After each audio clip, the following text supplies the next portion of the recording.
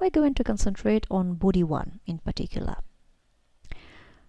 So the report says, between the year 2000 and 2010, country A and C had the most migrants, namely 40 million and 36 million respectively.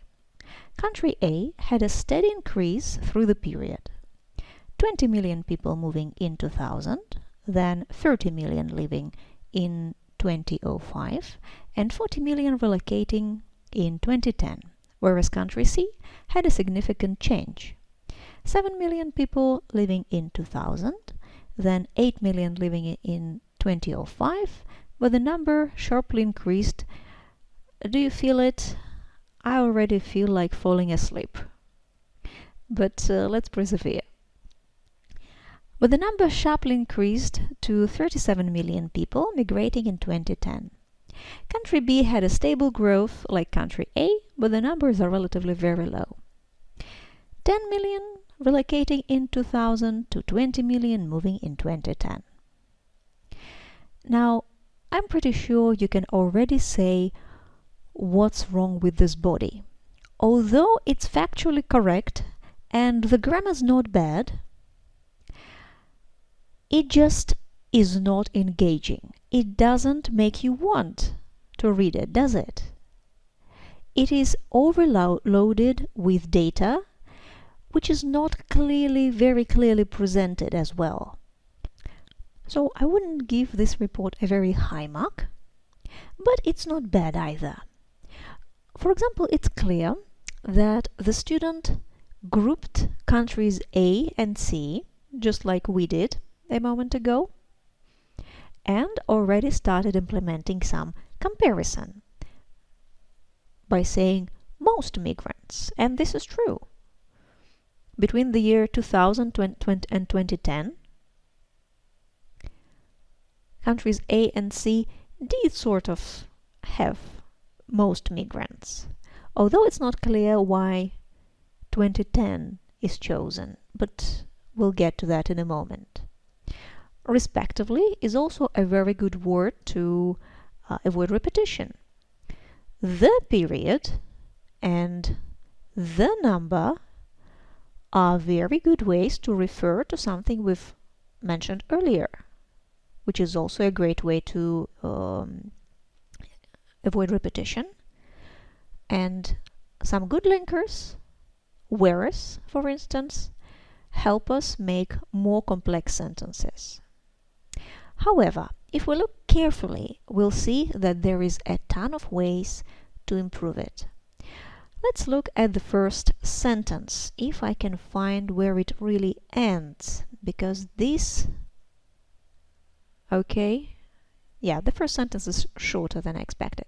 So, between the year 2000 and 2010, country A and C had the most migrants, 40 million and 36 million respectively. So let's have a look whether it really is reflected on the graph. The student draws a line at 2010, doesn't she? Like this. First of all, I doubt this is the best tactic to separate the x-axis. Like we saw previously, 2020 is much more exciting in this regard. There is a lot going on in 2020. But 2010, I'm not sure why she chose it. However, let's go with that and see whether it's factually correct. So between the year 2000 and 2010, country A and C had the most migrants.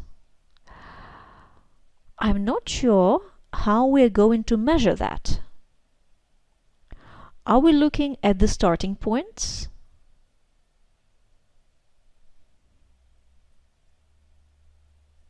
Or are we looking at the ending points?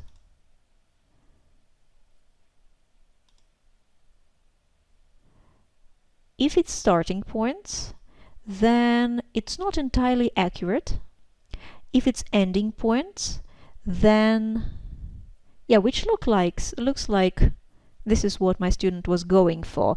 But in this case, saying between the year 2000 and 2010 is an incorrect way to reflect it, because this would mean we're talking about the sum of all these data points, the sum of the number of people in 2000, 2005 and 2010.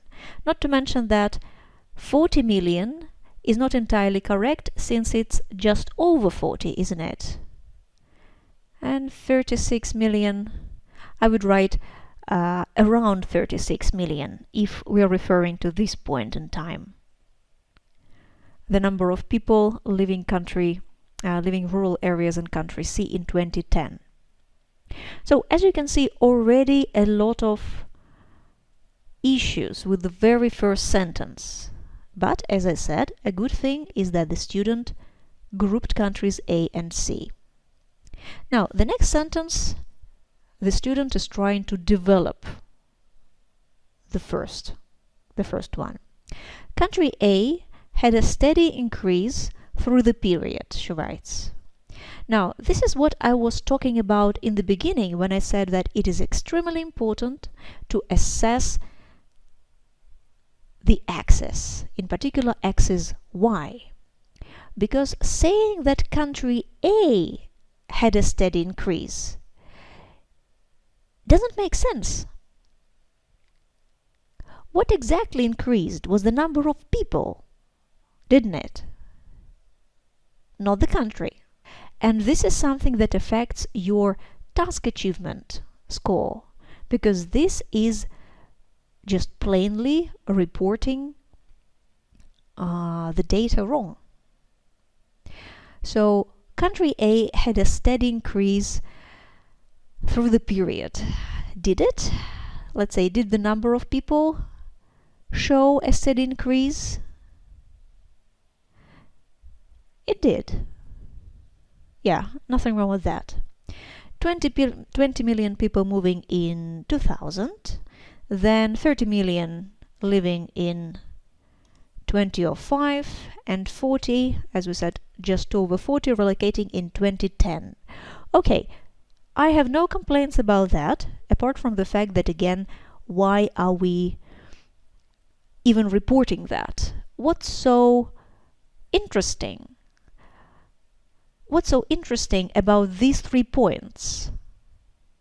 I don't see how they're exciting or engaging, or how they're helping us to understand the overall graph. That's what I would call over-reporting tactic. Over-reporting is your enemy. Don't try to jam too many details into space of your body paragraph. Now, as I said, whereas is a very good linker to show comparison, so kudos to my student here. Whereas country C had a significant change. Now, let's stop here for a minute. First of all, significant change, again, the country cannot have a significant change, right? The number of people could see a significant change. But by using whereas here, my student implies that there is some kind of contrast, because whereas is a linker of contrast, isn't it?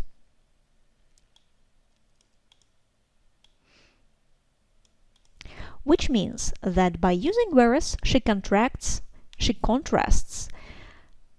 2 parts of the sentence.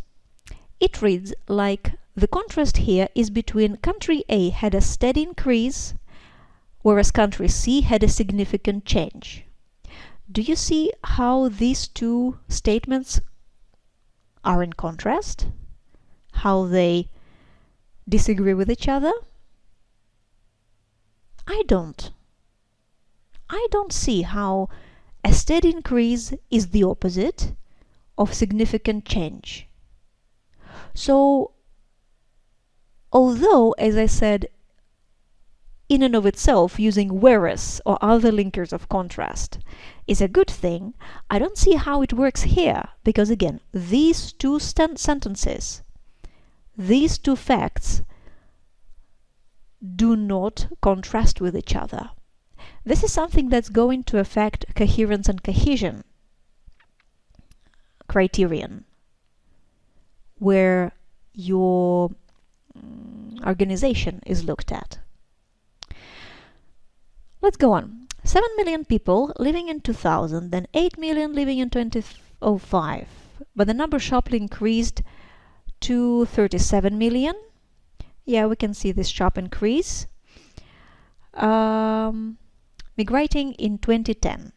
Okay, what my student is doing here is she uses a very useful tactic of micro comparison. So she's comparing this period for country C with this period for country C, but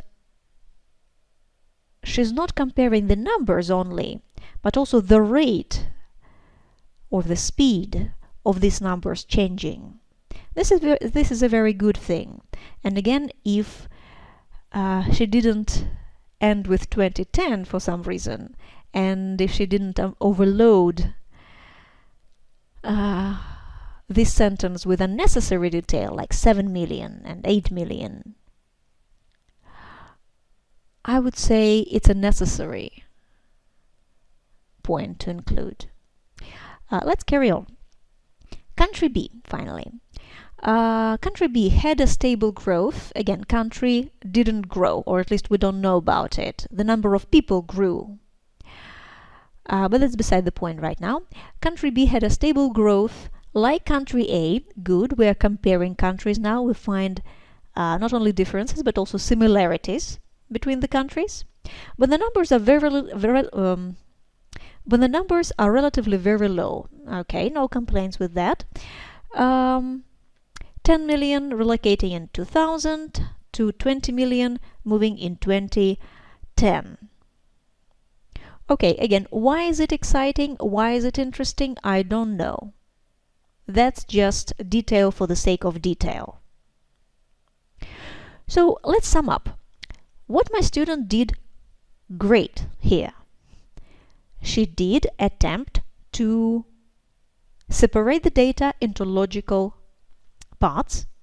She did compare these parts, didn't she? She used some great linkers to do that, although not entirely correctly. And she did make some complex sentences. What could be improved here is, first of all, choosing a different reference point, moving this 2010 reference line to 2020, because it's more exciting to talk about 2020 and more stuff is going on there. Secondly, being a bit more precise with the numbers, because 40 million is not quite what's going on in 2010. We have to write over 40 million. And we would have to get rid of all the unnecessary details. I would completely get rid of this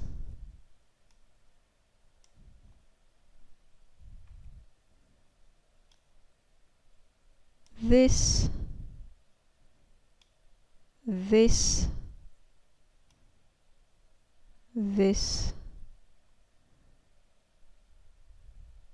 and this.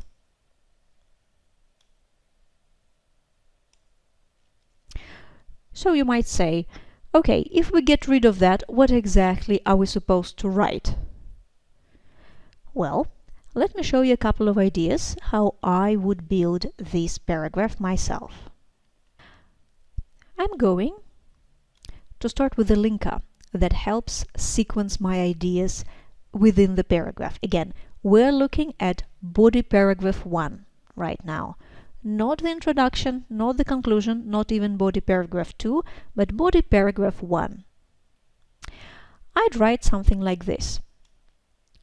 To start with, country A can be characterized by a steady increase through the period, with the overall number of movers rising 4 times in 20 years. Let's see what it means, what it shows to the examiner, really. To start with is a great phrase to sequence your ideas. And I'm describing the rate with which the numbers changed. I'm also going to talk about the period, which is 2000 to 2020, not 2010. So let me get rid of this so it doesn't confuse you. I'm back at what we started with in the beginning of the video. So again, country A can be characterized by a steady increase through the period, and I'm talking about this steady increase, with the overall number of movers rising 4 times in 20 years. Do you see what I did here? Without a single number, I give the reader a pretty good understanding of the overall trend and the significance of the numbers that increased. What exactly I'm doing here is employing a tactic of micro-comparison. I don't compare numbers between countries, but I compare numbers in point A and point B here by saying how much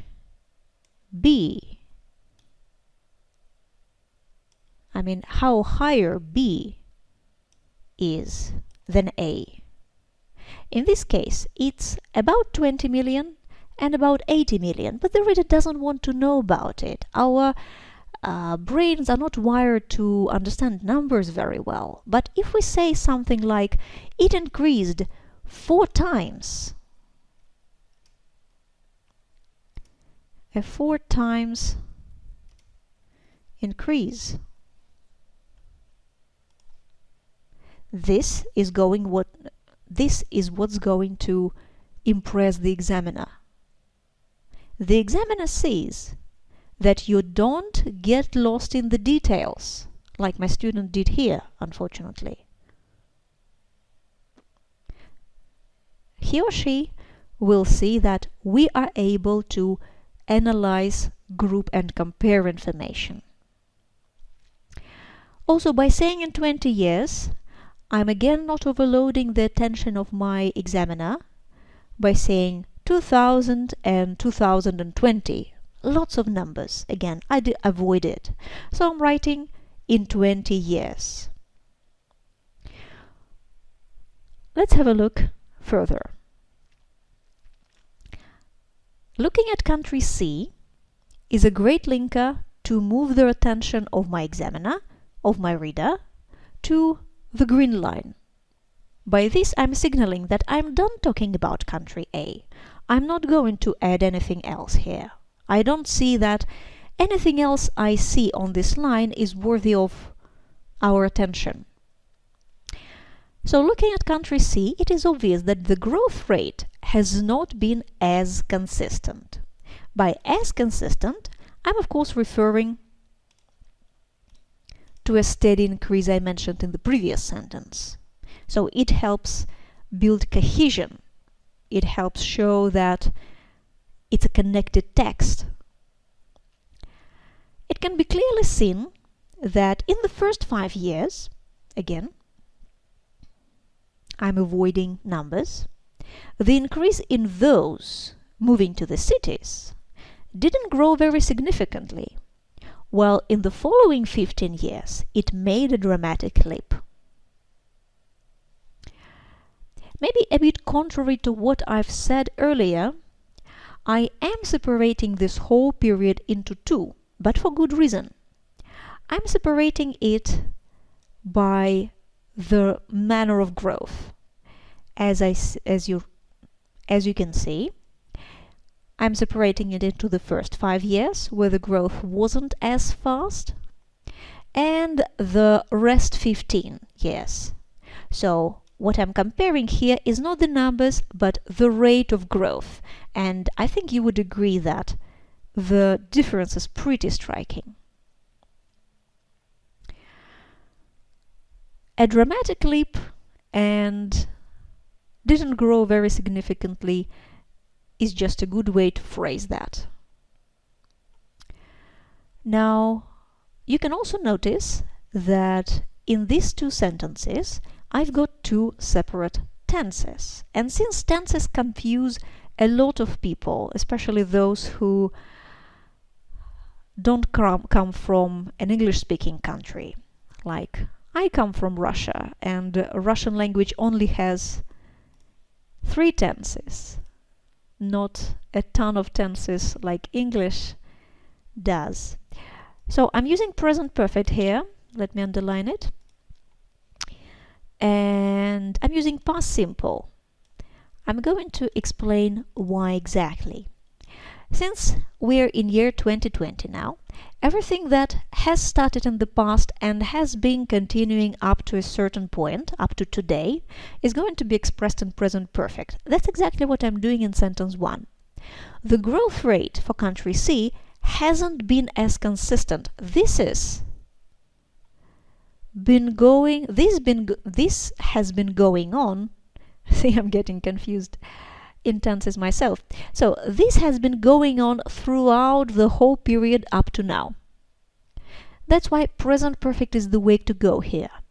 However, when I'm referring to the first 5 years, so the time period in the past that is limited, starting in 2000 and in 2005, this is where we want to resort to past simple. And the examiner is going to notice that. The examiner is going to notice that I'm using 2 separate tenses to talk about different events in the past. This will increase my score for grammar. Now, have we missed anything? I don't think so. You might be wondering why I'm not talking about this part of the graph, but this is the dessert. This is something we're going to leave for body 2. Again, showing the examiner that we're able to separate our data into past and present in this case. So as you can see, it's a very creative task, really. Now, the next sentence in my body 1 is the following. In contrast, the numbers of country B were not nearly as high as the above-mentioned ones.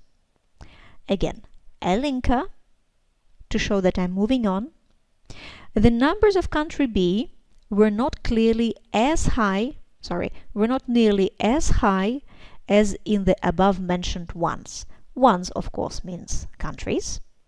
And were not nearly as high is the way for me to show coherence again. I'm showing that the numbers in B are generally lower than in A and C, although you might argue with that. The data suggest that over the first 20 years, the number of people grew by only about 20 million, or 3 times. So this is the first time I'm mentioning any kind of number. Let's see what I'm comparing. Over the first 20 years, the number of people grew by only about 20 million. So I'm comparing C and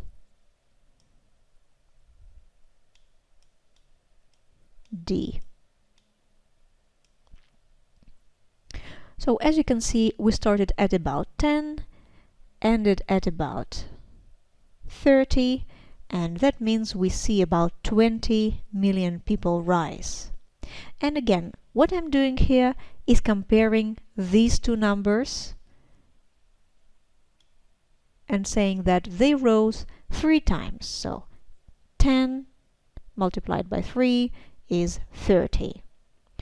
I'm comparing the numbers within the group, not between, because in my experience this is significant.